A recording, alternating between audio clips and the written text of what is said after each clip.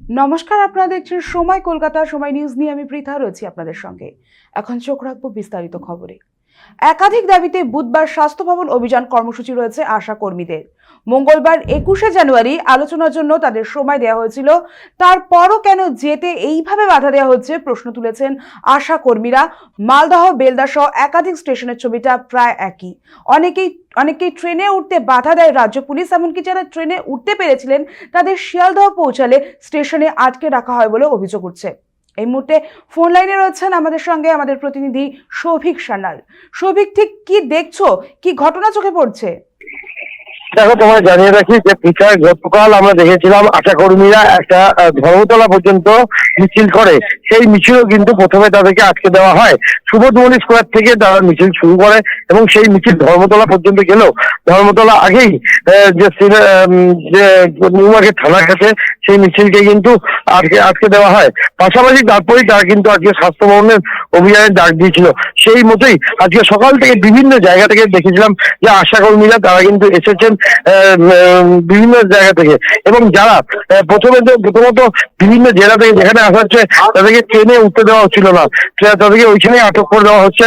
এবং যারা উঠে পড়েছে তাদেরকে শিয়ালদহ স্টেশন, হাওড়া স্টেশন, বিভিন্ন জায়গায় তাদেরকে আটকে দেওয়া হচ্ছে।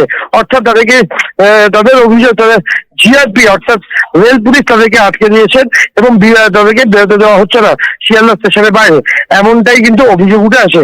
সেই মতোই বিভিন্ন জায়গা থেকে তারা মিছিল করার চেষ্টা করলেও এখনো পর্যন্ত তারা মিছিল করতে পারেনি বলেই সূত্র মারফত খবর। পাশাপাশি তোমায় জানিয়ে রাখি, হাওড়া স্টেশন সহ শিয়ালদহ স্টেশন সহ বিভিন্ন জায়গায় সেই মিছিলকে কিন্তু আটকে দেওয়া হয়েছে, এবং পাশাপাশি করুণাময়ী মেট্রো স্টেশনে সেখানেও তাদেরকে কিন্তু আটকে দেওয়া হয়েছে বলেই অভিযোগ উঠে আসছে বারবার। ধন্যবাদ সৌভিক আমাদের বিস্তারিত জানানোর জন্য। আমরা যেমনটা জানছি যে একাধিক দাবিতে কিন্তু বুধবার স্বাস্থ্য ভবন অভিযান কর্মসূচি ছিল আশা কর্মীদের, কিন্তু আজ যখন তারা সেখানে যাওয়ার চেষ্টা করছিল বিভিন্ন জায়গায় কিন্তু তাদের আটকে দিচ্ছে পুলিশ।